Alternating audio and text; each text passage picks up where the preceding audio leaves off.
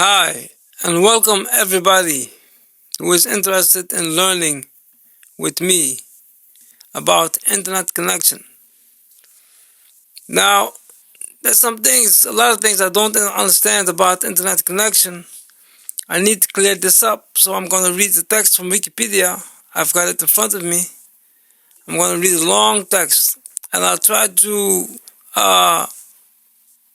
make you understand something if I understand something. Like the World Wide Web, it's an interconnection of a whole bunch of routers, computers, servers, and a lot of hardware that keeps information going smoothly. From your house in London to my house in Belgium, to my friends in Africa, to my other friends in China, etc. That's the World Wide Web. It's an interconnection of communication. Now we are going to begin with Internet access. It's a facility or service that provides connectivity for a computer network or other network device to the internet, and for individuals or organizations to access or use applications such as email and the World Wide Web. Internet access is offered for sale by an international hierarchy of internet service providers, ISPs. So you see, the internet is not free. The hardware is, but the internet is not free. Or is it the other way around? Please comment if somebody knows the answer. What is mine? The hardware, the laptop, the keyboard, or the internet? The information that flows from your house to my house, is that mine, or I don't know. Anyway, internet access is offered for sale by an international hierarchy of internet service providers, ISPs, using various networking technologies at the retail level. Many organizations, including municipal entities, also provide cost-free access to the general public. Types of connections range from fixed line cable, such as DSL and fiber optic, to mobile via cellular and satellite. The availability of internet access to the general public began with the commercialization of the early internet in the early 1990s and has grown with the availability of useful applications, such as the World Wide Web. In 1995, only 0.04% of the world's population had access, with well over half of those living in the United States. And consumer use was through dial-up. By the first decade of the 21st century, many consumers in developed nations used faster broadband technology. By 2014, 41% of the world's population had access. Broadband was almost ubiquitous worldwide, and global average connection speeds exceeded 1 megabit per second. The internet developed from the ARPANET, which was funded by the US government to support projects within the government at universities and research laboratories in the US, but grew over time to include most of the world's large universities and the research arms of many technology companies. Used by a wider audience only came in 1995, when restrictions on the use of the internet to carry commercial traffic were lifted. In the early to mid-1980s, most internet access was from personal computers and workstations, directly connected to local area networks, LANs, or from dial-up connections using modems and analog telephone lines. LANs typically operate at 10 megabits per second, while modem data rates grew from 1,200 bits per second in the early 1980s to 56 kilobits per second by the late 1990s. Initially, dial-up connections were made from terminals or computers running terminal emulation software to terminal servers on LANs. These dial-up connections did not support end-to-end use of the internet protocols and only provided terminal to host connections. So you see from where we come from. We come from the 80s.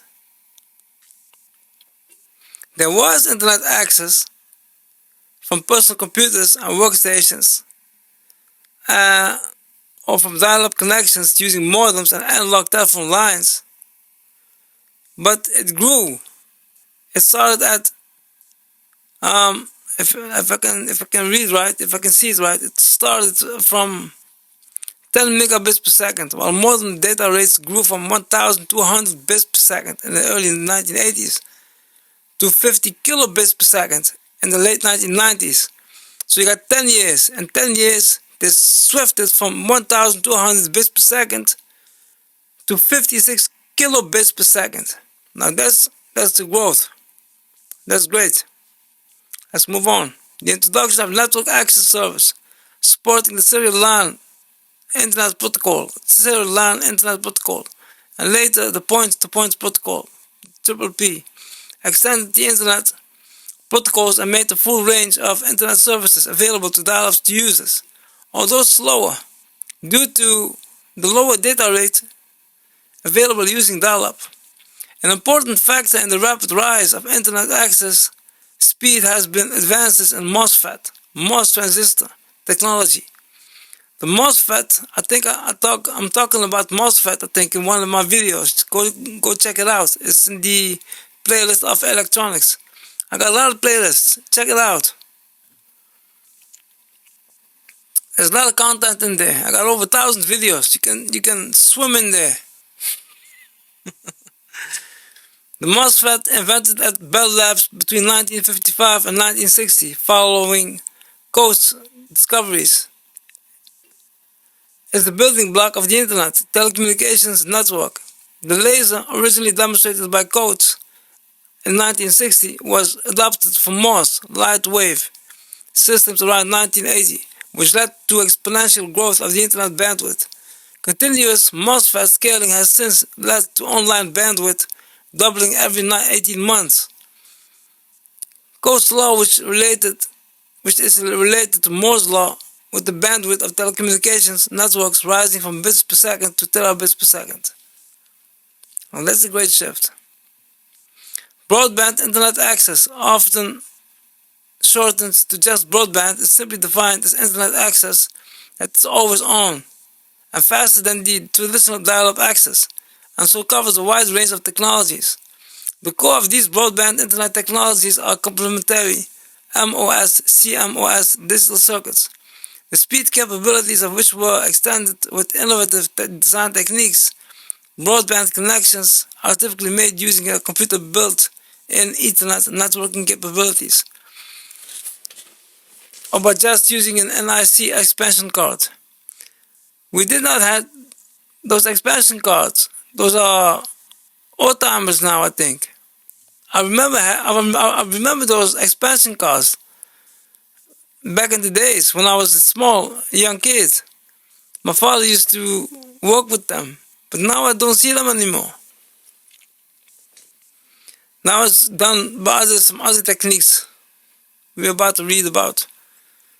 Most broadband services provide continuous always-on connection. There is no dial-up and process required, and it does not interfere with voice use of phone lines. Broadband provides improved access to internet service, such as faster World Wide Web browsing, faster downloading of documents, photographs, videos, and other large files, telephony, radio, television, and video conferencing, virtual private networks, and remote system administration, online gaming, especially massively multiplayer online role-playing games, which are interaction intensive.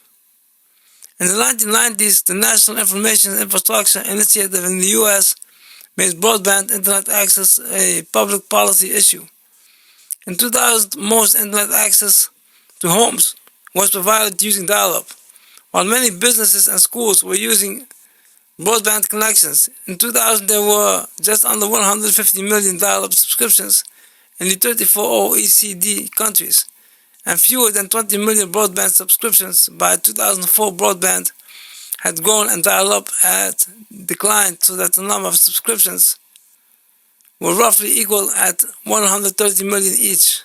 In 2010, in the OECD countries, over 90% of the internet access subscriptions used broadband. Broadband had grown to more than 300 subscriptions, and dial-up subscriptions had declined to fewer than 30 million. The broadband technologies and the wireless use of digital subscriber line, DSL, ADSL, and cable internet access Newer technologies include VDSL and optical fiber extended closer to the subscriber in both telephone and cable plans. Fiber optic communication, while only recently being used on premises and to curb schemes, has played a crucial role in enabling broadband internet access by making transmission of information at very high data rates over long distances much more cost-effective than copper wire technology.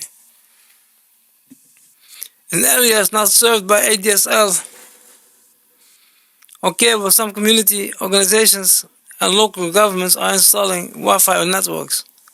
Wireless satellite and microwave internet are often used in rural, undeveloped, or other hard-to-serve areas where wired internet is not readily available. Newer technologies being deployed for fixed, stationary, and mobile broadband access include WiMAX, LTE, and fixed wireless. Starting in roughly 2006, mobile broadband access is increasingly available at the consumer level using 3G and 4G technologies such as HSPA, EVDO, HSPA Plus, and LTE. Now we're going to go further with another section called availability. Now we're going to leave this section what we have just read. If you have questions about this, what I've just read, please post them in the comments. Post them in the comments. It's my job. I will find the answer for you. A clear answer, the most clear answer you can find on the internet. I'll post it in the section of the posts of the comments. Just comment or give a like. Anyway, availability. In addition to access from home, school, and the workplace, internet access may be available from public places, such as libraries and internet cafes, where computers with internet connections are available. Some libraries provide stations for physically connecting users' laptops to LANs. Wireless internet access points are available in public places, such as airport halls, in some cases just for brief use while standing. Some access points may also provide coin-operated computers. Various terms are used, such as public internet kiosk, public access terminal, and web payphone. Many hotels also have public terminals, usually fee-based. Coffee shops, shopping malls, and other venues increasingly offer wireless access to computer networks, referred to as hotspots, for users who bring their own wireless-enabled devices, such as a laptop or PDA. These services may be free to all, free to customers only, or fee-based. Wi-Fi hotspot need not to be limited to a confined location, since multiple ones once combined can cover a whole campus or park, or even an entire city can be enabled. Additionally, mobile broadband access allows smartphones and other digital devices to connect to the internet from any location from which a mobile phone call can be made, subject to the capabilities of that mobile network. Next up is speed. I'm going to stop here so you can put all your questions in the comments of this little section that we have just read. I hope you followed correctly and good, so you can ask good questions, and I will find you good answers. I'm going to stop this video, so I'm going to make it as short as possible so everybody can follow along. Next up is speed after this video cut off. See ya.